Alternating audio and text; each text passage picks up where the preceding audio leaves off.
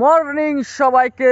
সকাল সকাল আজকে বের হয়ে গেলাম, পেঁয়াজ লাগাইছি। অনেক দিন হয়ে গেল আসলে পেঁয়াজের ক্ষেতে এখনো পর্যন্ত আমি পা রাখিনি।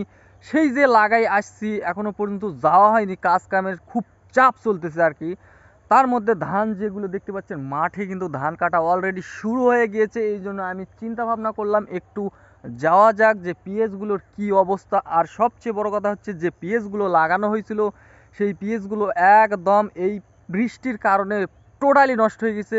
তারপরে আবার দুই ফিরে লাগানো লাগছে, এই কারণে আসলে তারপর এই মনমতি খারাপের কারণে আসলে যাওয়া হয়নি। তো কি অবস্থা অবশ্যই আমার সঙ্গে সঙ্গে আপনারাও দেখুন যে আসলে কতটা পরিশ্রম করে লাগাতে হয়, লাগানোর পর যদি নষ্ট হয়ে যায় আসলে এটা যে কি পরিমাণ কষ্ট আসলে যারা এই কৃষি কাজগুলো করে থাকে তারাই আসলে বুঝবে। আর বাকিগুলো তো শুধু মজা নিবে আর বলবে পেঁয়াজের দাম এত কেন।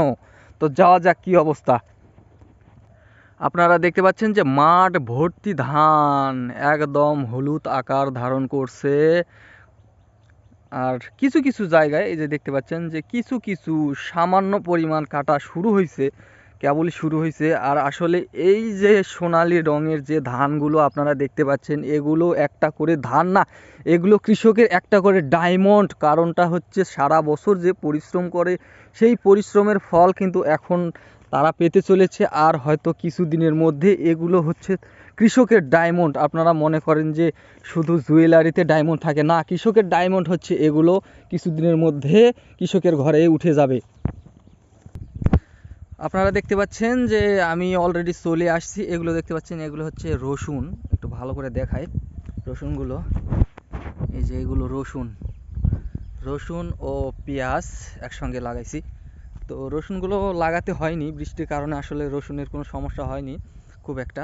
শুধু ঘাস বেশি হয়ে গেছে, দেখতে পাচ্ছেন যে ওগুলো ঘাস তোলা হয়েছে, এগুলো ঘাস তোলা হয়নি, ঘাস বেশি হয়েছে, অন্য কিছু হয়নি। তো তারপরে আপনাদের একটু দেখাই, এই যে দেখেন পেঁয়াজ, এই যে এগুলো হচ্ছে বড় পেঁয়াজ, মানে আগে লাগানো হয়েছে। আর এই যে দেখেন দুফিরা লাগাতে হয়েছে এই পেঁয়াজগুলা। এই যে দেখেন, এই যে দেখতে পাচ্ছেন, এই যে এগুলো লাগাইতে হয়েছে। মানে কিছু কিছু পেঁয়াজ রয়ে গেছে এখনো, আপনারা দেখতে পাচ্ছেন যে কিছু কিছু পেঁয়াজ রয়ে গেছে। সেগুলোর গাছ আসলে কতটা সুন্দর হয়েছে আর কতটা চমৎকার লাগতেছে। আর সবচেয়ে বড় কথা যেটা, সেটা হচ্ছে যেগুলো আমি গাহে দিছি, গাহে দেওয়ার পরে দেখুন এখনো পর্যন্ত গাছ বের হয়নি। সবচেয়ে বড় কথা হচ্ছে খরচ দুই ফিরে লাগছে, এটা নিয়ে কোনো মাথা ব্যথা নাই। কিন্তু যে পেঁয়াজগুলো আগে হয়ে গেছে কত সুন্দর লাগতেছে, মন একদম ভরে যাচ্ছে পেঁয়াজ খেতে এসে। কিন্তু আসলে যেগুলা পরে লাগানো হয়েছে ওগুলো এখনো কিন্তু আসলে কোনো উন্নতি আসলে দেখতে পাচ্ছি না, একটা পর্যন্ত কোনো গাছ ওঠেনি, একটাও গাছ ওঠেনি। তো কবে উঠবে বলা যাচ্ছে না, হয়তো আর 2-4 দিনের মধ্যে উঠবে। তো এই হচ্ছে আজকের পেঁয়াজের অবস্থা। তো ঠিক আছে, সবাই ভালো থাকবেন। ভিডিওটা সম্পূর্ণ দেখার জন্য সবাইকে ধন্যবাদ।